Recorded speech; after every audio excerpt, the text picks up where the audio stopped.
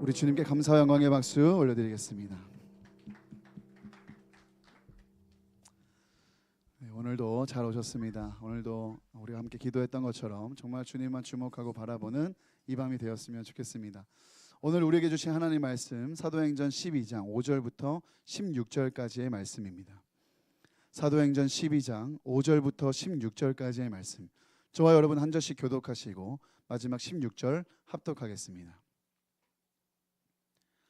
이에 베드로는 옥에 갇혔고 교회는 그를 위하여 간절히 하나님께 기도하더라. 헤롯이 잡아내려고 하는 그 전날 밤에 베드로가 두 군인 틈에서 두 쇠사슬에 매여 누워 자는데 파수꾼들이 문 밖에서 옥을 지키더니 호련히 주의 사자가 나타나매 옥중에 광채가 빛나며 또 베드로의 옆구리를 쳐 깨워 이르되 급히 일어나라 하니 쇠사슬이 그 손에서 벗어지더라. 천사가 이르되 띠를 띠고 신을 신으라 하거늘 베드로가 그대로 하니 천사가 또 이르되 겉옷을 입고 따라오라 한대 베드로가 나와서 따라갈새 천사가 하는 것이 생시인 줄 알지 못하고 환상을 보는가 하니라. 이에 첫째와 둘째 파수를 지나 시내로 통한 쇠문에 이르니 문이 저절로 열리는지라 나와서 한 거리를 지나매 천사가 곧 떠나더라.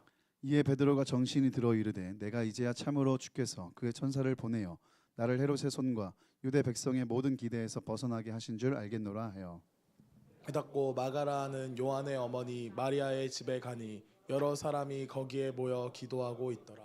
베드로가 대문을 두드리는데 로데라 하는 여자아이가 영접하러 나왔다가 베드로의 음성인 줄 알고 기뻐하여 문을 미처 열지 못하고 달려 들어가 말하되 베드로가 대문 밖에 섰더라 하니 그들이 말하되 내가 미쳤다 하나 여자아이는 힘써 말하되 참말이라 하니 그들이 말하되 그러면 그의 천사라 하더라. 베드로가 문 두드리기를 그치지 아니하니 그들이 문을 열어 베드로를 보고 놀라는지라. 아멘. 아멘. 네, 계속해서 사도행전 나누겠습니다. 사도행전 12장입니다. 초대교회가 부흥하면 부흥할수록 사람들이 몰려들면 몰려들수록 또 영혼 구원의 역사가 힘있게 일어나면 일어날수록 세상의 저항도 거세지는 것을 보게 됩니다. 적당히 핍박하고 적당히 야지주고 협박하면 모이지 않을 것 같다 여겼던 그 공동체가 시간이 갈수록 더 부흥하고 복음과 성령으로 충만한 제자들이 세워지고 예수 사랑으로 소문난 공동체가 확산되니까 이제 더 이상 이것을 지켜볼 수만 없겠다 여겼던 기득권을 갖고 있는 세력들이 이를 갈고 분노를 표출하고 이들을 어떻게 해산시키고 어떻게 와해시킬까 이런 작당을 계속 하기 시작했습니다. 그런 그들의 비위를 맞추고자 했던 한 인물이 있습니다. 바로 헤롯 대왕인데요. 헤롯 가문에 계속해서 이 분봉왕으로 이 지역을 다스리고 있었는데 이들은 유대인들에게부터 굉장히 무시를 당하고 섞인 피로 우리를 다스리는 분봉왕이다 이런 평가를 받으면서 유대인들이 잘 따르지 않는 그런 왕족이었습니다. 그래서 어떻게든지 유대인들의 환심을 얻고 유대인들의 지지를 얻고자 무엇이든 정책을 펼칠 때에도 그저 소신껏 하는 것이 아니라 사람의 마음을 얻고자 사람을 기쁘게 하고자 그런 정책들을 펼쳤는데 여기서도 역시 헤롯 대왕이 손을 뻗쳐서 이 유대인들의 마음을 얻고자 한 가지 일을 벌입니다. 그게 뭐냐면 우리가 읽진 않았지만 바로 1절부터 이어지는 대목에 보시면 이 초대교회의 굉장한 리더격인 사도 야고보를 죽이는 일이에요. 그래서 사도 중에 야고보가 최초의 순교자가 됩니다. 이 야고보의 죄가 무엇인지 죄목이 무엇인지 명분이 무엇인지 명확하지 않은 채 갑작스럽게 야고보가 잡혀서 칼로 죽임을 당하게 됩니다. 여러분 그 당시에도 인권이란 게 있었을 거 아닙니까? 그러니까 아무런 이유 없이 칼로 누군가를 죽이는 일들은 크게 일어나지 않았어요. 뭔가 재판을 하고 처형을 하고 그래서 십자가의 형태를 달거나 아니면 다른 방법으로 죽이는 사형을 집행하는 형태였는데 어느 한순간에 그냥 헤롯 대왕이 유대인들의 이 마음을 얻고자 야고보 사도를 붙잡아서 바로 칼로 쳐 죽이는 그런 끔찍한 일을 자행하게 되는 겁니다. 헤롯의 광기는 여기서 끝나지 않아요. 그렇게 야고보를 죽이니까 누가 좋아합니까? 유대교인들, 유대인들이 너무 좋아하는 거예요.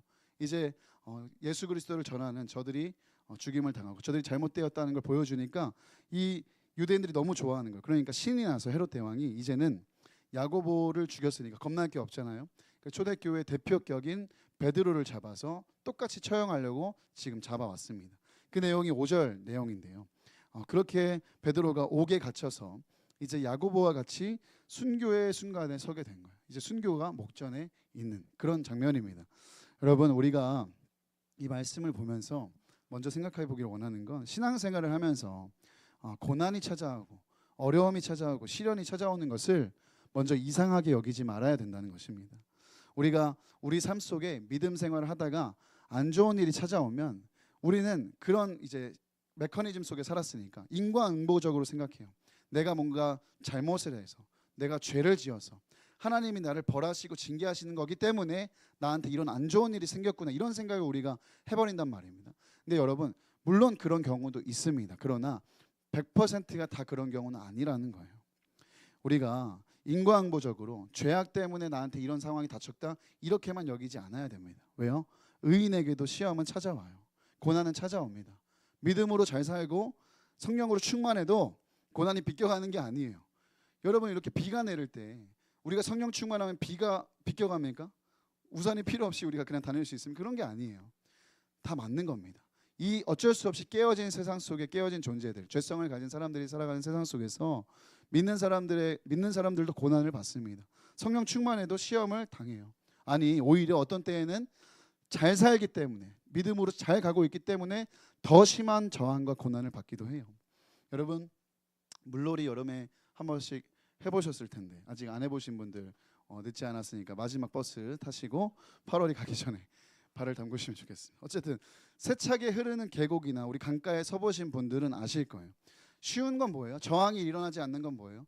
그 계곡물에, 물살에, 그 강물에 나의 몸을 맡기면 쉽습니다. 그냥 떠내려가면 편안하죠. 편안합니다. 어디까지 떠내려갈지 모르겠지만 편안합니다. 근데 그 물살을 버티고 서는 건 그때부터 저항을 받아내는 거예요. 저항이 일어나기 시작합니다. 물살이 세면 셀수록 어때요? 버티기가 힘들어지죠. 근데 우리는 어떤 존재냐? 그 흘러오는 물살을 버텨내는 존재일 뿐만 아니라 거슬러 가는 사람들이에요. 하나님의 기뻐하시고 선하시고 온전하신 뜻이 무엇인지를 분별하고 그 뜻을 향해 순종하며 나아가는 자들은 반드시 세상의 강물에 몸을 맡겨서 떠내려가는 존재가 아니라 버티고 서는 것을 넘어서서 거슬러 올라가는 존재들이에요. 그래서 우리가 믿음으로 잘 살면 잘 살수록 저항이 일어나는 거예요. 왜냐? 우리가 사는 세상은 죄악으로 만연합니다. 공중권세 잡은 사탄이 사람들을 온갖 거짓과 탐욕 그리고 유혹으로 깨어서 이 세상이 죄와 사망이라는 강물 속으로 빠뜨려요. 그러면 막 이 강물이 세차게 흘러갈 거 아닙니까? 이 세상 속에서, 이 세상의 강물 속에서 우리가 지금 떠 있다는 거예요. 근데 버티고 있는 것이 아니라 거슬러 올라가는 존재로 서 있다는 거죠. 그러니까 이 세상 속에서 저항을 받고 고난을 당하고 환난을 당하고 조롱을 당하고 때로는 핍박을 받는 일을 이상하게 여기지 않아야 됩니다. 간혹 그렇게 기도할 수 있습니다. 왜 하나님, 우리가 믿음으로 살아도 변하지 않냐? 우리가 믿음으로 기도해도 왜 달라지지 않냐? 여러분, 그렇게만 여길 것이 아니에요. 이상하게 여기지 않고 되려 이제는 성숙한 그리스도인들은 당연하게 여겨야 됩니다. 되려 더 당연하게 여겨야 돼요. 담대하고 오히려 그런 환난과 시련이 왔을 때 기뻐하고. 실제로 여러분, 이 감리교 창시자 웨슬리 목사님이 말을 타고 다니면 전 이제 지역을 다니며 전도 활동을 하는데 하루는 말을 타고 가다가 누가 돌을 던져가지고 큰 돌을 던져가지고 탁 맞고 낙마했다는 거 아닙니까? 근데 그 낙마한 상태에서 이렇게 웃으면서 일어나서 툴툴 털고 피를 쭉 흘리면서 이렇게 얘기했대요. 내가 잘 가고 있구나. 내가 지금 너무 잘 가고 있구나. 이렇게 고백했다는 거 아니에요? 그런 배짱과 그런 맷집과 그런 믿음의 담력이 우리에게 필요한 겁니다. 사실 이런 일에 대해서 예수님이 우리에게 이미 예방 주사를 놔주셨잖아요. 요한복음 16장 33절에 보시면 하반절에 예수님이 뭐라 말씀하세요? 환난을 당하나 담대하라. 내가 세상을 이기었노라. 주님은 너희가 믿음으로 살면 나를 따라오면 잘 될 거야. 잘 풀릴 거야. 환난이 없을 거야. 고난이 없을 거야. 무조건 잘 될 거야. 나를 믿어봐. 이렇게 말씀하시지 않고 뭐라고 말씀하세요? 환난 당할 거야. 좁은 문 가야 해. 어려울 거야. 힘들 거야. 이렇게 얘기하시죠. 그런데 뭐라고 얘기하세요? 담대하라 말씀하세요. 이것을 내가 너희에게 이름은 평안을 주기 위함이다. 미리 말씀해 주셔서 그 환난을 이상하게 여기지 않고 담대하게 평안 가운데 그 환난을 지날 수 있도록 주님이 먼저 알려주시는 거예요. 주님이 우리에게 환난을 당하지만 담대하라 명하십니다. 여러분, 그런 이야기들을 조심하셔야 돼요. 예수 믿으면 잘 된다. 일이 잘 풀린다. 아무 일도 없을 거다. 그렇지 않습니다. 성경을 정확하게 보세요. 예수님이 뭘 말씀하시는지 보세요. 다른 사람들도 나를 따라오면 잘 된다. 나만 믿어라. 나 믿으면 너네 다 풀린다. 사람 절대 따라가지 마세요. 늘 말씀드리지만 오늘도 낮에도 그런 이제 신방을 하기도 했는데 사람 따라가면 진짜 사고 납니다. 사람 따라가는 게 아니라 예수님만 따라가고 하나님만 따라가야 돼요. 여러분 자기 자신 하나 책임지지 못하는 사람을 왜 따라갑니까? 왜 따라가지 마세요. 따라가지 마세요. 그 일은 주님도 약속하신 적이 없습니다. 주님은 도리어 환난을 당한다 말씀하세요. 예수님 잘 믿으면 환난과 시련을 당한다. 그런 당신께서도 성령으로 충만하셨을 때 이 땅에 사실 때 광야로 이끌려 가셔서 시험을 당하셨잖아요. 주님이 말씀하시는 거예요. 환난 당하도 이상하게 생각하지 말고 환난 당해도 당황하지 말고 담대해. 너 담대해. 왜? 내가 세상을 이기었으니까. 너희도 반드시 이기게 될 거야. 너희가 내 안에 있으면 내가 이미 세상을 이기었기 때문에 반드시 너희도 세상을 이기게 될 거야. 그 주님을 믿음으로 신뢰함으로 의지함으로 세상을 이기라고 주님 우리에게 명령하셨어요. 요한일서 5장 4절 말씀 우리 함께 읽어볼까요? 시작. 무릇 하나님께로부터 난 자마다 세상을 이기느니라. 세상을 이기는 승리는 이것이니 우리의 믿음이니라. 할렐루야. 여러분 주님이 세상을 이기셨습니다. 죄와 사망 권세를 이기셨습니다. 그 주님 안에 살아가는 우리도 반드시 이길 줄로 믿습니다. 근데 여러분 이긴다는 게 뭔가요? 우리 그리스도인의 정체성은 이기는 자입니다. 승리자예요. 그럼 이기는 게 뭘까요? 뭔가 경기를 하고 격투를 해서 싸워서 이긴다. 이것도 물론 이기는 개념이겠죠. 그런데 우리의 일상 속에서 우리가 죄를 이긴다, 세상을 이긴다, 나를 이긴다. 이거는 어떤 개념일까요? 저는 여러 가지로 얘기할 수 있겠지만 저는 영향을 받지 않는 것이라 생각합니다. 세상을 이긴다는 건 세상이 어떠한 모습으로 흘러가든 우리가 영향받지 않는 거예요. 아멘이십니까? 죄를 이긴다는 건 죄가 아무리 나를 유혹하고 나를 잡아먹으려 내 앞에서 이렇게 꽈리를 틀고 있어도 내가 영향받지 않는 것이 죄를 이기는 것인 줄 믿습니다. 나를 넘어선다는 것도 마찬가지입니다. 나의 어떤 생각과 판단과 경험과 능력과 지혜가 있어도 거기에 영향받지 않는 것을 이긴다고 하는 줄로 믿습니다. 그럼 우리는 왜 이기게 되는 거예요? 예수님의 영향 아래 있으니까. 예수님의 다스림 아래 있으니까 그것들이 우리에게 영향을 끼치지 못하는 거예요. 그래서 여러분 우리는 이기는 자가 되어야 됩니다. 승리자가 되어야 되는데 어떤 승리자예요? 세상에 대하여, 죄에 대하여, 나 자신에 대하여 영향을 받지 않는 삶. 세상이 어떠하든 죄가 어떠하든 예수님 아래에서 예수님의 영향만 받으며 사는 삶. 그런 삶으로 우리가 나아가야 될 줄 믿습니다. 우리의 기도가 바뀔 때가 됐습니다. 그래서 하나님 내가 세상 살 때 아무 문제가 없게 해주세요. 문제를 치워주세요. 문제를 해결해 주세요만 기도할 것이 아니라 하나님 환난을 당해도 시련이 와도 고난이 와도 담대하게 이기게 해주십시오. 영향받지 않게 해주십시오. 그 속에서도 평안을 누리게 해주십시오. 그렇게 기도해야 될 줄 믿습니다. 그것이 바로 오늘 베드로가 이 순교의 목전 앞에 순교를 눈앞에 두고도 평안하게 잠을 잘 수 있었던 이유예요. 6절에 보시면 대박입니다. 헤롯이 잡아내려고 하는 그 전날 밤에 베드로가 군인 틈 사이에서 두 쇠사슬에 묶여 있는데 잠을 자고 있어요. 여러분 한번 생각해 보실까요? 앞에 야고보 사도가 칼로 침을 당해 순교를 당했어요. 여러분이 그 감옥에 야고보 사도가 있던 감옥에 그대로 잡혀 있어요. 여러분의 운명은 뭐예요? 야고보처럼 죽임 당하는 거예요. 잠이 옵니까? 잠이 올까요? 두 쇠사슬로 메어서 꽁꽁 나를 묶어놓고 메어놓고 두 군인이 나를 시퍼렇게 지키고 있어요. 잠이 옵니까? 잠이 잘 안 올 거예요. 근데 베드로는 어때요? 누워 자고 있어요. 마음 편하게 태평하게 자고 있다는 거예요. 착고가 채이고 군인이 자기를 지키고 있는데 불편하고 억울한 중에 막 분이 나서 막 밤잠을 못 자고 그래도 시원치 않은데 평안하게 자고 있어요. 왜 그래요? 어떻게 이럴 수 있습니까? 베드로에게는 이 일이 하등 중요하지 않기 때문이에요. 내가 그저 뭐 이 땅에서 조금 더 살고 못 살고 조금 더 갖고 못 갖고 뭔가를 더 이루고 못 이루고 내가 어디에 살고 못 살고 이게 중요한 게 아니라 베드로는 그냥 예수님 안에 있는 삶, 그냥 심플하게 자나깨나 그저 죽으나 사나 예수님과 함께 있는 거, 그리고 맡기신 복음을 증거하는 거. 이 땅에서 허락된 시간 동안 내 목숨이 붙어있는 시간 동안 그냥 그렇게 복음을 증거하는 것이 베드로에게 전부였기 때문에 그냥 주님이 부르시면 가는 거고 그냥 주님이 남아있으라면 남는 거고 내 모양이 어떻든 내 모습이 어떻든 허례허식하지 않고 베드로는 지금 이 상황에서도 그냥 그 주님의 품 안에 안겨서 자고 있는 거예요. 다른 사람들이 보면 미쳤다 할 만한 상황이죠. 고난과 환난 속에서도 평안하게 잠을 자다니.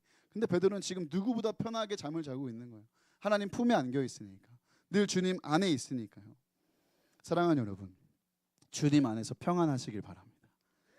담대하시길 바랍니다. 여러분을 올가매고 가두고 있는 현실이 있고요. 분명 있을 겁니다. 여러분을 대적하며 지키는 자들이 있는 중에 있을 겁니다. 어려움 중에 있을 줄로 압니다. 그러나 그 가운데에서도 여러분 그 모든 것들보다 더 가까이 계시고 우리를 안고 계시고 우리를 호위하고 계시는 하나님으로 인하여서 평안하시고 담대함을 누리시기를 축복합니다. 그렇게 베드로가 이제 야고보를 따라 순교의 영광을 누릴 줄 알았습니다. 하나님은 물론 야고보도 건지실 수 있었습니다. 그러나 야고보에게는 순교의 영광을 허락하셨고 그런 믿음을 준비시키셔서 했지만 베드로에게는 어떻게 하셨을까요? 7절 말씀에 보시면 호련히 주의 사자가 나타나매 옥중에 광채가 빛나며 베드로의 욕구를 쳐 깨워 이르되 급히 일어나라 하니 쇠사슬이 그 손에서 벗어지더라. 베드로에게는 아직 사명이 있는 거예요. 이 땅에서요. 이 땅에서 남겨진 우리는 사명을 갖고 있습니다. 여러분 하루하루 그래서 잘 살아야 됩니다. 그냥 시간을 허비해 버리면 안 됩니다. 특히 사랑하는 청년 여러분들의 그 시간, 그 금 같은 시간들을 그냥 여러분 날려버리지 마십시오. 뭐 릴스나 뭐 여러분 SNS나 뭐 이런 걸로 그냥 허비해 버리지 마십시오. 이 땅에 하나님이 우리를 남겨두시면 이 땅에서 우리가 해야 될 일이 있는 거예요. 사명이 있는 거예요.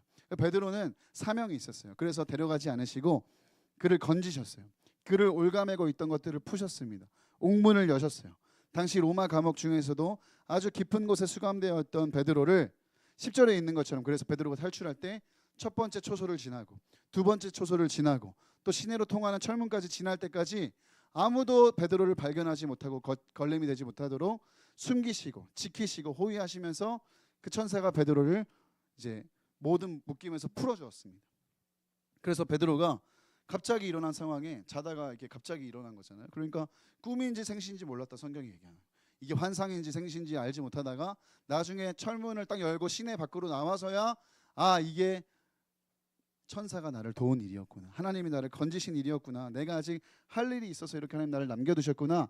이렇게 깨닫게 된 거예요. 11절인데요. 우리 11절 한번 읽어볼까요? 시작. 이에 베드로가 정신이 들어 이르되 내가 이제야 참으로 주께서 그의 천사를 보내어 나를 헤롯의 손과 유대 백성의 모든 기세에서 벗어나게 하신 줄 알겠노라 하여. 베드로가 정신을 차린 겁니다. 이제야 내가 알겠다. 주님이 천사를 보내셔서 나를 이 올가맨 것과 나를 이 구속한 환경 가운데에서 건지셨구나. 그렇게 베드로가 감사하기 시작했습니다. 근데 여러분 이걸 구경만 할 것이 아니죠. 우리의 이야기이기도 합니다.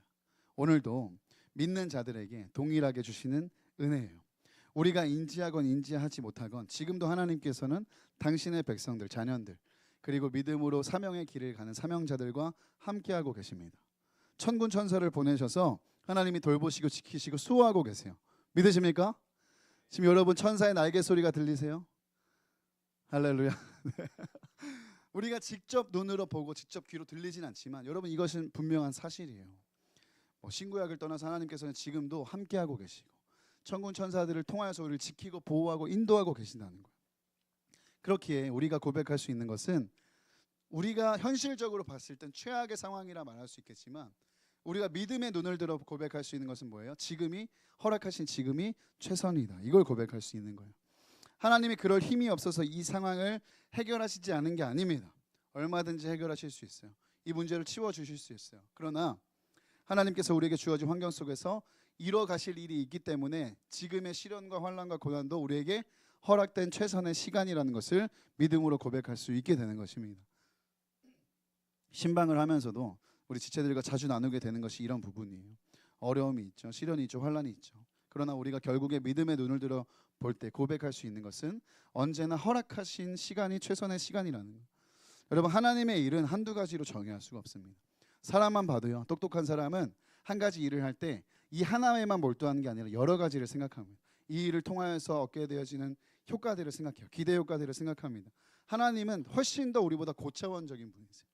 우리가 생각할 수 없는 부분들까지 다 생각하고 계시고 시공간을 초월하여 보고 계신 분이시고 그 하나님께서 어떤 한 사람의 인생을 한 사건들을 다루어 가시면 그냥 그 한 사람으로 끝나는 일이 아니라 그걸 통해서 훨씬 더 많은 일을 이루시기 위함인 거예요.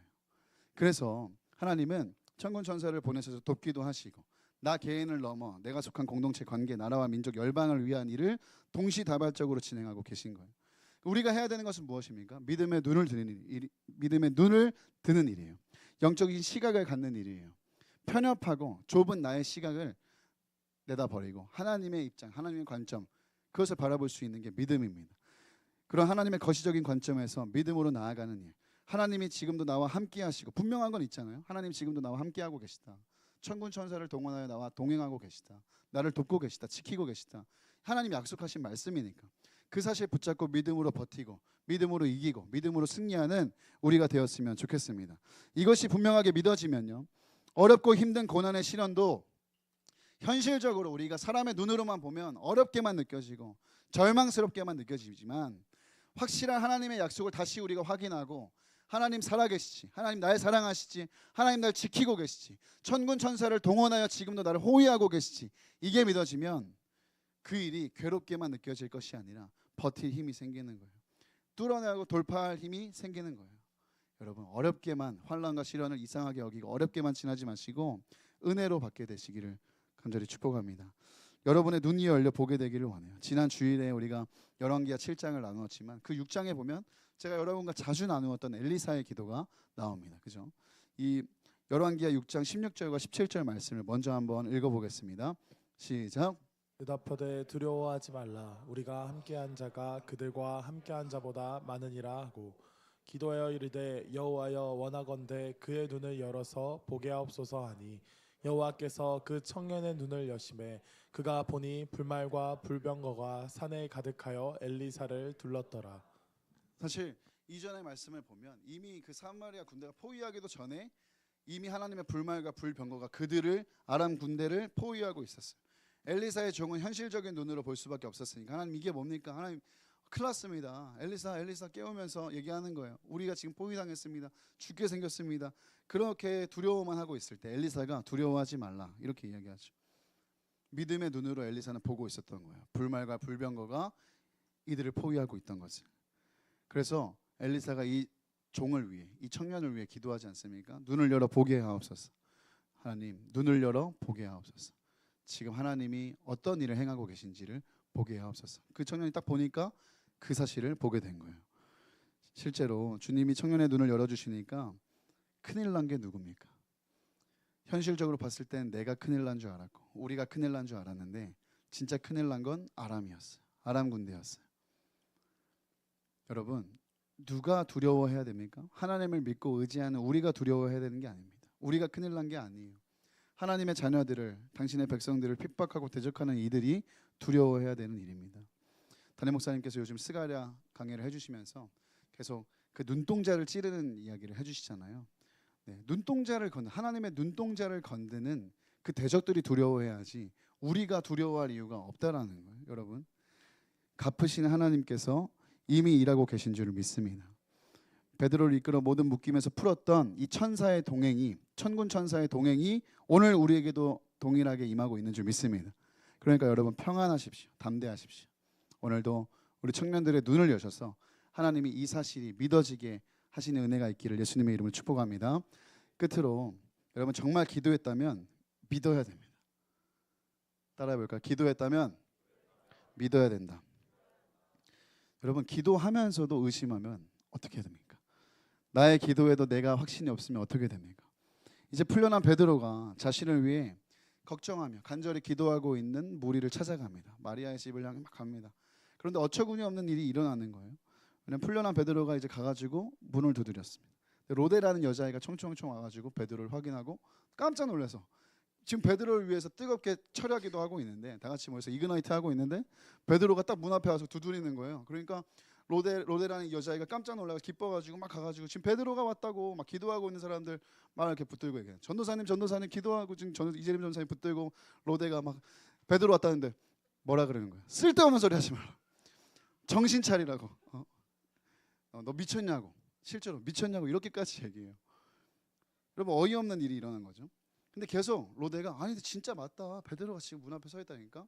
아니 너 잘못 봤다. 헛것 봤다. 너 그 천사를 본 거다. 쓸데없는 소리 하지 마. 기도나 해라. 기도 방해하지 마라. 말해서 또 기도를 하고 있는.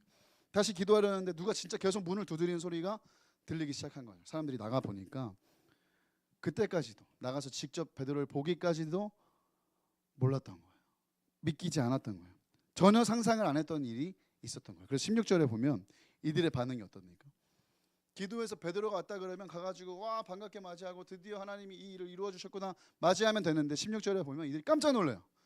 자기들이 기도해놓고 그 기도에 응답이 일어났는데 깜짝 놀라요. 진짜 됐네. 약간 이런 반응인 거죠.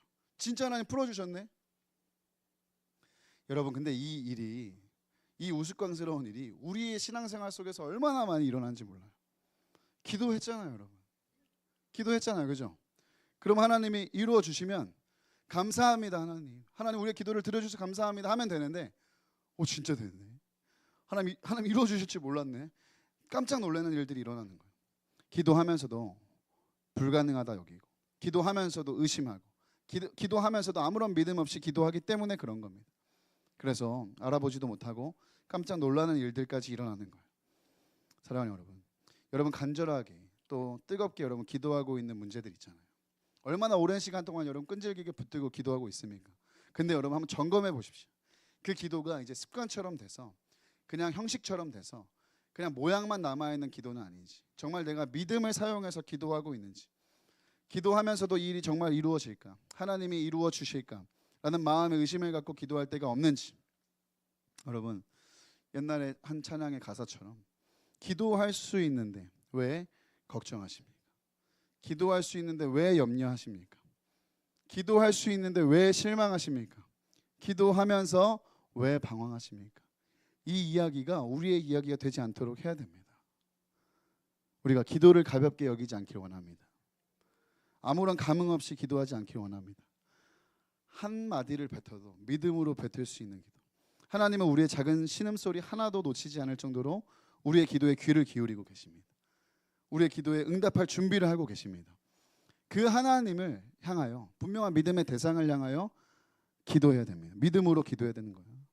믿음의 기도가 병든 자를 구원하고 의인의 간구는 역사하는 힘이 큰 거예요. 그것을 야고보 사도가 5장에서 우리에게 가르쳐 주는 거예요. 오늘 순교한 야고보 사도, 이 본문의 순교한 야고보 사도가 그 이야기를 하는 거예요. 믿음의 기도, 의인의 간구 멈추지 말아야 됩니다. 야고보서 5장 17절 18절에 보면 엘리야는 우리와 성정이 같은 사람이로되 그가 비가 오지 않기를 간절히 기도한즉 3년 6개월 동안 땅에 비가 오지 아니하고 다시 기도하니 하늘이 비를 주고 땅이 열매를 맺었느니라. 엘리야 한 사람의 기도가 땅에 비가 오게 하고 오지 않게 하나님의 일을 드러내는 일에 쓰임 받았던 것처럼 야고보가 도전하는 겁니다. 기도는 작지 않다는 거예요. 믿음의 기도는 역사하는 힘이 크다는 거예요. 기도를 쉬지 마라. 믿음으로 기도하라. 우리에게 오늘도 이야기하고 있는 줄 믿습니다. 여러분 엘리야가 특별해서 비가 내리고 하나님 응답하시고 일하신 게 아니라 말하잖아요. 엘리야도 우리와 성정이 같은 사람이다. 다를 게 없는 사람이다. 예수님이야. 예수님이니까요. 이렇게 우리가 얘기할 수 있지만 엘리야를 비롯한 성경의 수많은 인물들은 우리와 같은 사람입니다. 여러분 도전되지 않습니까? 저는 너무 도전돼요. 왜 구경만 하고 있냐는 거예요. 여러분 왜 성경을 구경만 하고 계십니까? 왜 엘리야는 특출난 사람이고 나는 안 된다라고만 여기고 계십니까? 성정이 같다. 우리와 별반 다르지 않는 사람. 이 말은 오늘도 우리가 그렇게 살아갈 수 있다라는 것입니다. 그러니까 여러분 고난의 순간 우리가 어떻게 이겨야 되는지 순교한 야고보가 우리에게 가르쳐주고 있어요. 믿음으로 기도하는 일을 쉬지 말고 끝까지 기도하고 기도하는 일을 작게 여기지 않고 정말 기도에 목숨을 걸고 기도하는 자 하나님께서 그 기도를 통하여 일하실 줄로 믿습니다. 마지막으로 지난 월요일에 제가 부흥을 위한 이제 304고 한 달에 한 번씩 월요일마다 기도 모임을 하는데 거기서 존경하는 목사님께서 들려주신 이야기 중에 한 꼭지를 나누고 여러분과 기도하도록 하겠습니다. 여러분 2023년인가요? 에즈베리 대학에 여러분 부흥이 일어났던 거 아시죠? 네, 거기서 많은 사람들이 2주 동안 끊이지 않는 예배를 드렸잖아요. 그죠? 근데 여러분 그 부흥이 어떻게 일어났는지 아십니까? 한 평범한 채플 시간이었어요. 여러분 대학 미션스쿨 나오신 분들은 뭐 중고등학교 미션스쿨 그리고 대학 미션스쿨 나오신 분들은 그 채플의 분위기를 짐작하실 겁니다. 뭔가 특별하지도 대단한 찬양팀이 온 것도 아니고 대단한 메신저가 온 것도 아니고 심지어 그날 거기서 설교한 교목은 설교를 마치고 아내한테 문자를 이렇게 썼다 그래요. 오늘 설교 망했어. 이제 출발할게. 좀 이따 봐. 이러고 채플실을 떠났다 그래요. 근데 그 이후에 성령께서 부흥을 부어주시는데 10여 명의 학생들이 처음에 앞에 나와가지고 막 기도하고 찬양하고 막 이렇게 하다가 사람들이 점점 불이 붙더니 이게 2주 동안 전 세계의 수많은 사람들이 순례할 정도로 그런 부흥의 현장이 된 거예요. 근데 그곳에 누가 있었냐면 에즈베리 대학교의 한국인 교수님이 계세요. 한국인 교수님이 계시는데 처음에 이렇게 막 학생들이 막 수업을 해야 되는데 들어오지도 않고 하니까 모여 있다는 소식을 듣고 이 교수님의 마음에 어떤 생각이 일어났냐면, 보통 우리가 그런 부흥이 우리 인근에 일어났다, 서울대에 일어났다 그러면 가서 우리도 막 참여해보고 그런 마음이 들 거 아니에요. 근데 이 교수님 마음에는 이것들이 정신을 못 차리고 지금 수업 시작해야 되는데 가가지고 말려가지고 지도해가지고 와가지고 수업을 하려고 그들을 데리러 갔대요. 처음에 바로 그 학교 안에서 그 부흥이 일어났는데 교수님이 갔대요. 그래서 딱 사람들 틈을 비집고 들어가서 딱 보니까 완전히 하나님의 임재와 영광에 압도를 당해가지고 그 학생들을 데리러 갔던 교수님이 4시간 동안 거기서 찬양하고 눈물 흘리고 막 기도하고 그 현장에 동참을 했다는 거예요. 제가 이 이야기를 들으면서 어떤 생각이 들었냐면, 이 교수님이 부흥을 위해 기도하지 않았을까? 이런 생각이 들었어요. 이 가르치는 학생들, 만나는 학생들, 하나님 이들이 정말 성령으로 충만하게 해주세요. 부흥이 일어나게 해주세요. 내가 만나는 학생들, 이 에즈베리에서 부흥이 일어나게 해주세요. 미국에 있는 청년들에게 부흥이 일어나게 해주세요. 전 세계 열방에, 그분이 선교학 교수님인데 열방에 하나님이 쓰시는 부흥이 일어나게 해주세요. 한 번이라도 기도하지 않았겠어요? 근데 기도하고 그 일이 실제로 이루어졌는데 전혀 몰랐다. 오히려 그 일을 의심하고 전혀 알아보지 못했다. 근데 이것이 우리의 모습일 수도 있다라는 거죠. 여러분 개인의 어떤 간절한 기도의 제목, 소원을 위해 기도하고 있을 거고, 가정의 회복을 위해 꿈꾸며 기도하는 분들 계시고, 가족의 복음 전파, 그리고 여러분 직장의 변화, 여러 가지 이유들로 여러분 기도하는 분들 계실 거 아닙니까? 근데 여러분 그 일을 하나님께서 이루어 주셨을 때 우리가 어떻게 반응해야 될까요? 그 일을 이루어 주셔도 알지 못하고 이게 진짜 이루어질까 이러면서 기도하는 게 아니라 이렇게 기도해야 되죠. 하나님 감사합니다. 하나님 마침내 그날이 왔군요. 하나님 신실하게 응답해 주셔서 감사합니다. 그 일을 이상하게 여기는 게 아니라 기도한 자들은 당연하게 여겨야 되는 거예요. 기도한 자들은 당연하게 받아야 되는 거예요. 담대하게 누려야 되는 거예요. 여러분 기도하면서도 믿음 없이 기도하지 않길 원합니다. 하나님 다 듣고 계십니다. 그리고 반드시 응답하고 계십니다. 여러분의 작은 신음소리 하나 놓치지 않고 계세요. 오늘 우리가 이 밤에 어떠한 것을 기도하든, 여러분 어떠한 말을 내뱉든 정말 우리의 이 기도를 하나님이 정말 들으신다, 아버지가 정말 듣고 일하고 계신다라는 것을 믿음으로 기도하는 이 밤이 되었으면 좋겠습니다. 요한복음 16장 24절에 지금까지는 너희가 내 이름으로 아무것도 구하지 아니하였으나 구하라 그리하면 받으리니 너희 기쁨이 충만하니라. 예수님이 예수님의 이름으로 구하라 말씀하셨습니다. 예수의 이름에 권세 있습니다. 하나님이 예수 이름에 권세를 주셨습니다. 세상을 이기고 죄와 사망을 이기고 우리를 승리케 하는 능력이 예수의 이름 안에 있습니다. 그래서 오늘도 우리는 예수님의 이름으로 기도할 것입니다. 예수님의 이름이 일하도록 할 것입니다. 오늘 예수님의 이름의 능력을 의지하여 신뢰하여 기도하는 이들마다, 구하는 자마다 받는 기쁨이 충만하게 될 줄 믿습니다. 하나님 예수님의 이름으로 기도하는 자들에게 오늘 구하는 자에게 주시는 그 감격과 기쁨이 충만한 밤이 되게 하여 주옵소서. 우리 그런 마음으로 다 같이 자리에서 함께 일어나서 찬양하고 기도했으면 좋겠습니다. 여러분 처음 듣는 찬양일 수 있지만 우리가 가사의 내용을 또 생각하고 또 오늘 말씀을 생각하면서 간절한 마음으로, 정말 간절한 마음으로 우리가 믿음으로 찬양하고 기도했으면 좋겠습니다. 듣고 계시죠. 내 외침부터 속삭임까지 왜 이런 고난 내게 온 건지 여전히 난 알 수 없어도 주님 다 알고 계시죠.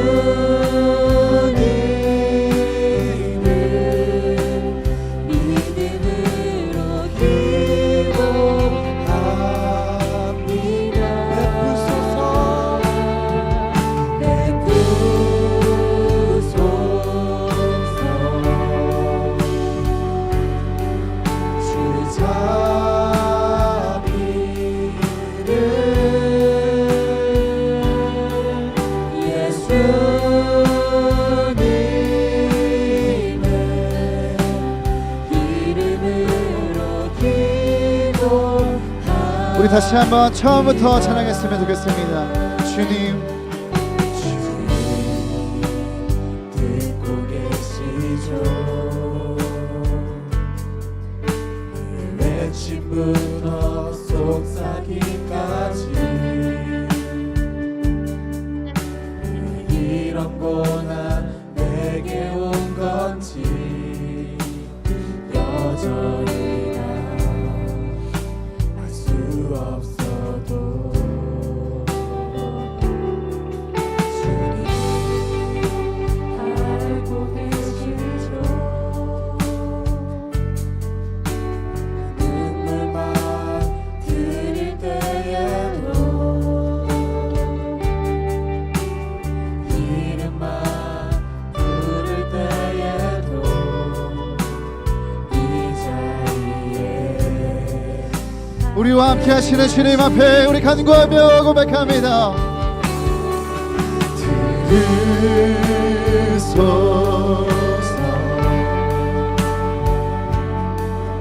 내 기도를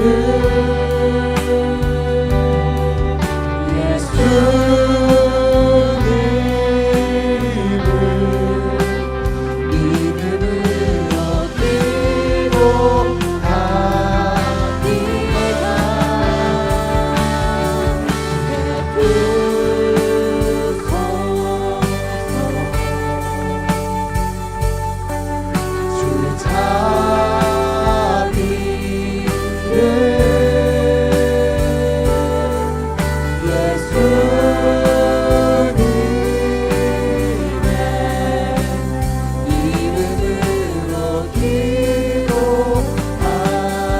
믿음으로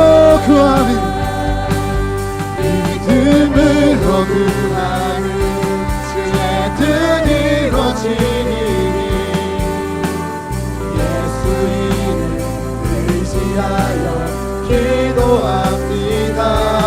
믿음으로 구하는 주의 뜻 이루어지니 예수 이름 의지하여 기도합니다.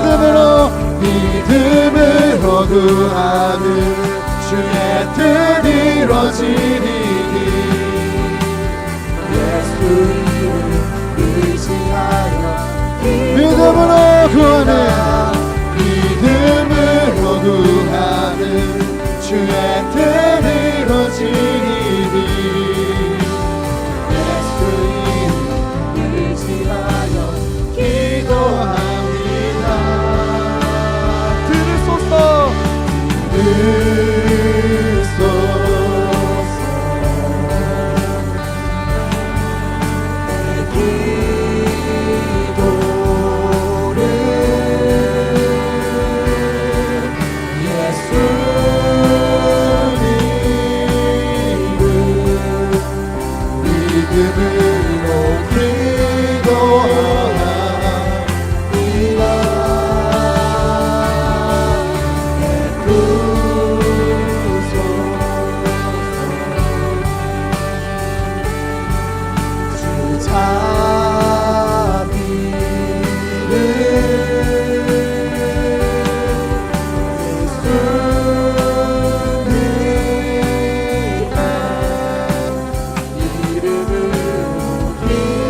우리 마지막으로 고백합시다.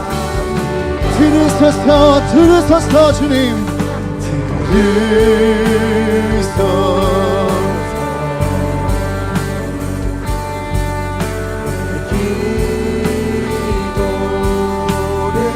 오늘도 예수님을 믿음으로 기도합니다.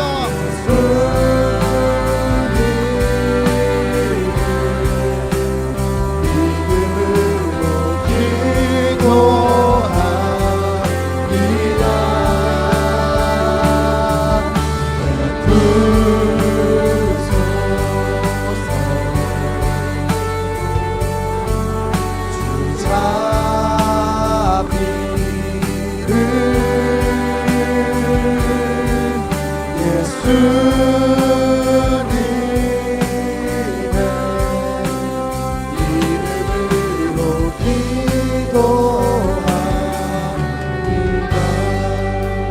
사랑하는 여러분, 오늘 말씀 붙들고 함께 기도하겠습니다.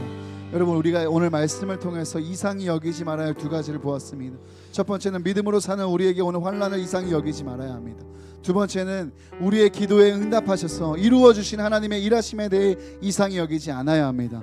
우리 먼저 함께 기도하실 때, 하나님, 우리가 고난과 시련을 이상하게 여기지 않게 하여 주옵소서. 믿음으로 담대히 이기게 하여 주옵소서. 세상에 주는 저항과 조롱, 유혹 속에도 괴로워하고 절망만 하며 주저앉아 있는 것이 아니라 주님 안에서 담대하게 하시고 평안하게 하시고 승리하는 우리가 되게 하여 주옵소서. 우리 주님의 이름 부르고 간절한 마음으로 기도합니다. 주여,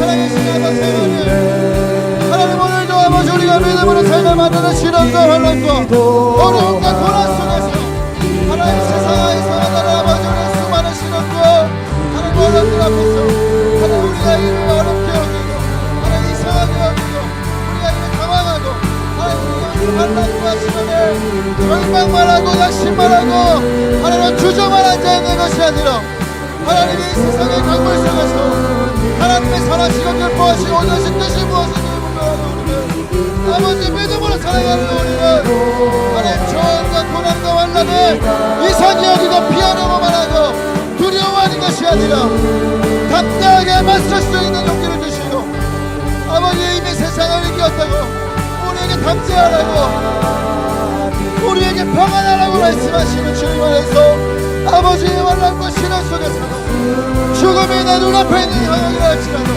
두렵고 숨이 막히고 갑갑하고 아버지 답답하고 괴로운 그 심정 속에서도 하나님 우리가 주님의 품에 안겨 평안함을 누리고 담대함을 누리고 승리하고 이기는 자로 서게 하여 주옵소서.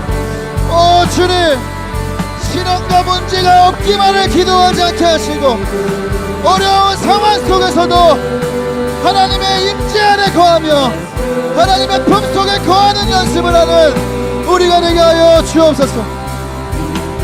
아버지 우리에게 평안을 주시고자 우리에게 진정한 기쁨을 주시고자 자유함을 주시려고 아버지 우리를 담대하게 하시려고 하나님 분명히 말씀하셨습니다. 세상에서 예수를 믿고 예수를 따르고 주님의 제자로 살아가는 삶이 우리가 환난을 당하고 어려움을 당하고 우겨쌈을 당하는 일이지만 하나님 그 무엇보다도 우리 가까이 계시고 전국 천사를 동원하사 아버지 우리를 호위하시고 지키시는 주님으로 말미암아 그 아버지의 품으로 말미암아 하나님 우리의 목자는 신 주님으로 인하여 사망의 음침한 골짜기에서도 하나님 우리가 해를 두려워하지 않고 평안을 누리고 담대할 수 있고 오늘도 기뻐할 수 있는 이유가 되는 줄로 믿습니다.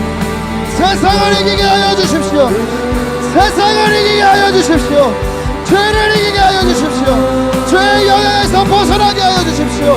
하나님 우리는 오직 예수 그리스도의 다스림을 받으며 예수 그리스도의 영향 안에 거하는 생명의 우리를 주장하도록 나를 내어드리고 순종하고 주님만 쫓아가는 우리가 되도록 주님 인도하여 주옵소서. 세상이 어떠하든지 아버지 우리에게 무엇을 이야기하고 유혹하는지 관계없이 우리가 그것에 영향받지 않게 하시고 하나님 믿음으로 승리할 수 있는 무릇 하나님께로부터 난 자마다 세상을 이기게 되리라. 세상을 이기는 승리는 이것이니 우리의 믿음이니라. 주님 우리가 믿음으로 이길 수 있게 아버지 오늘 이 밤에 간구하는 이들에게 하나님 믿음을 부어주시고 정말 주님을 믿고 의지할 수 있는 주님 안에 거할 수 있는 아버지 오늘 하루 이 삶이 하나님 품 안에서 평안을 누릴 수 있도록 주님 도와주옵소서.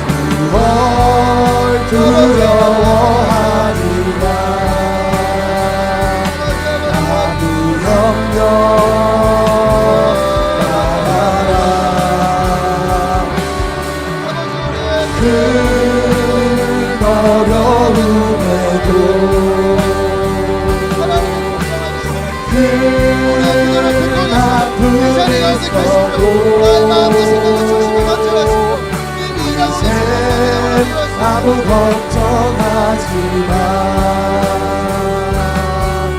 내가 널 붙들어주리. 내가 너와 항상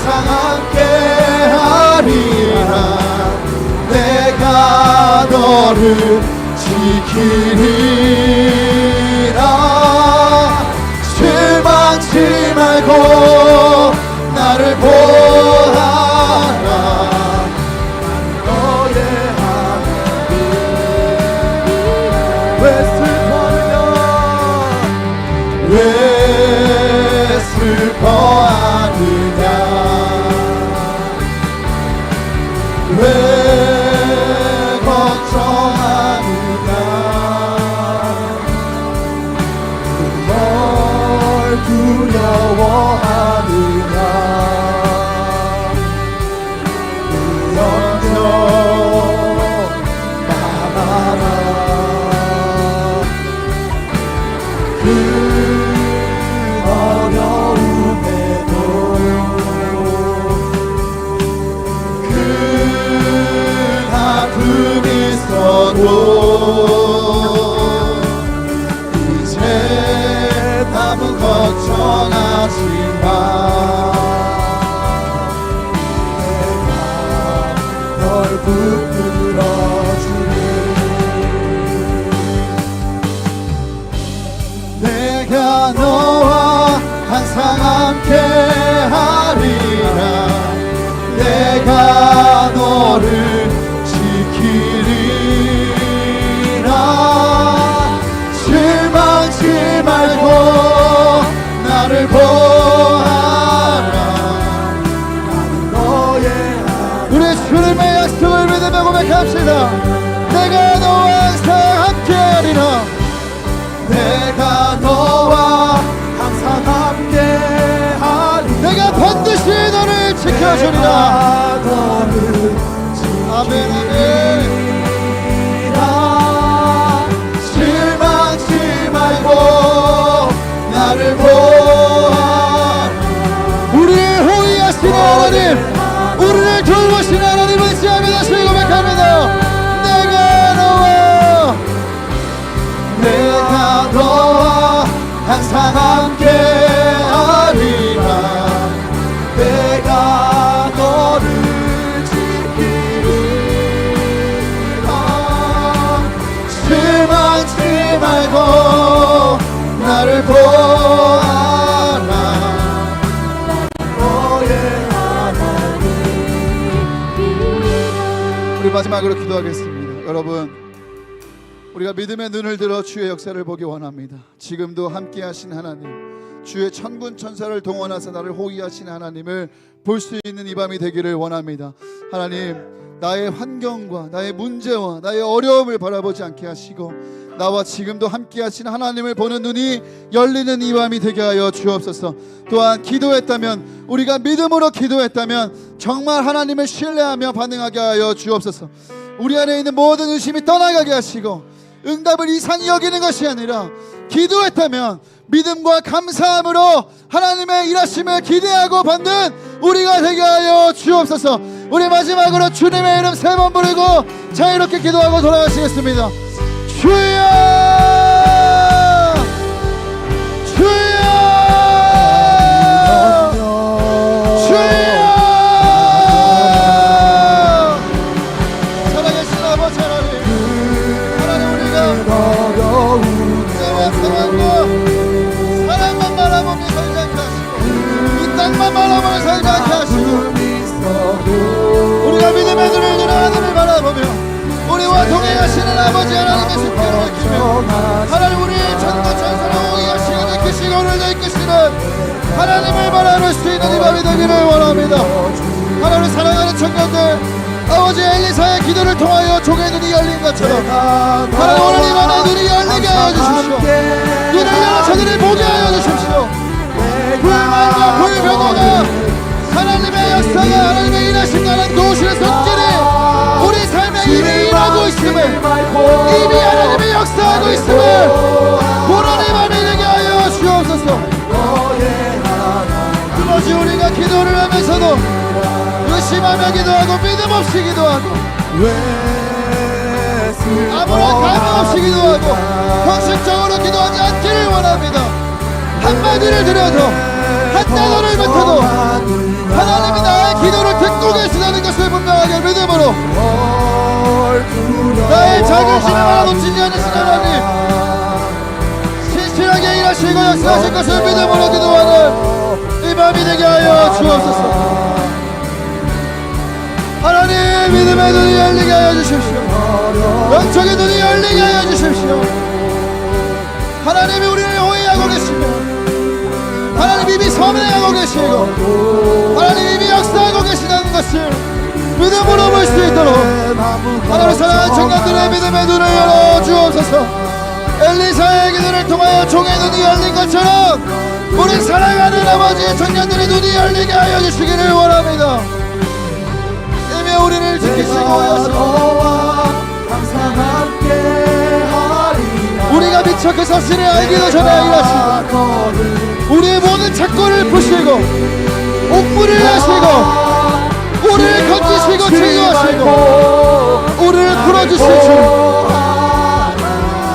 우리 사랑하는 처녀들 오늘도 올가매고 하나님 가두고 괴롭게 하는 상황 속에서도 하나님 우리 가장 곁에 계시고 아버지 새 일을 행하실 수 있는 하나님, 우리 마음에 새로운 일을 역사하실 수 있는 하나님을 바라보는 믿음으로 나아가는 이런 믿음이 해주시기를 원합니다.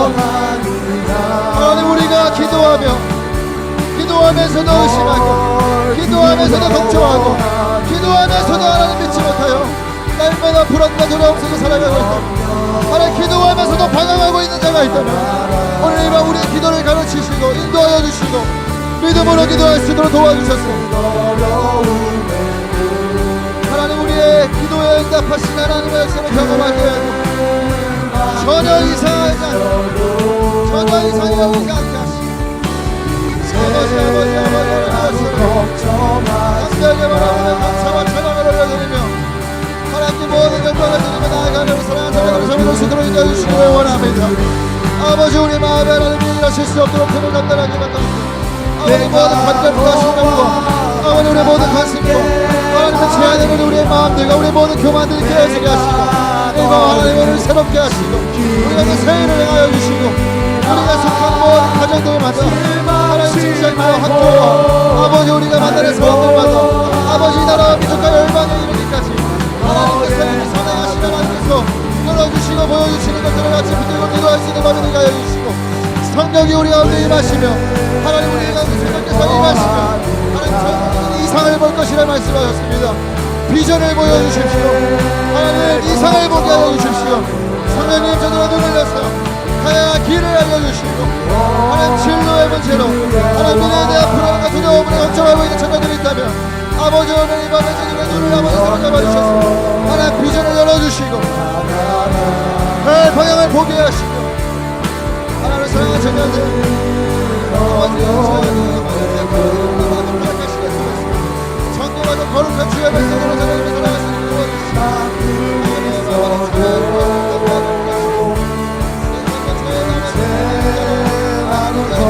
걱정하지마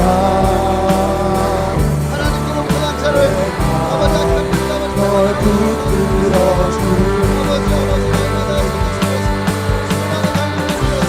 내 선택을 할 수 있도록 도와주시고 믿음의 말을 할 수 있도록 도와주시고 믿음으로 행동할 수 있도록 도와주시고 내가 너를 지키리라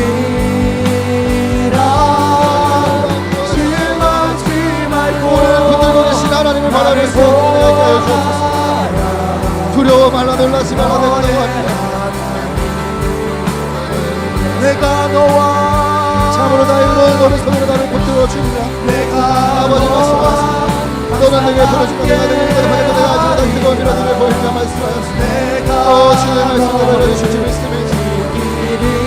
주님 아버지 실망치 말고 나를 참으로 살아계신 손을 도우시는 하나님 너의 우리를 붙드시는 아버지의 발을 내가 너와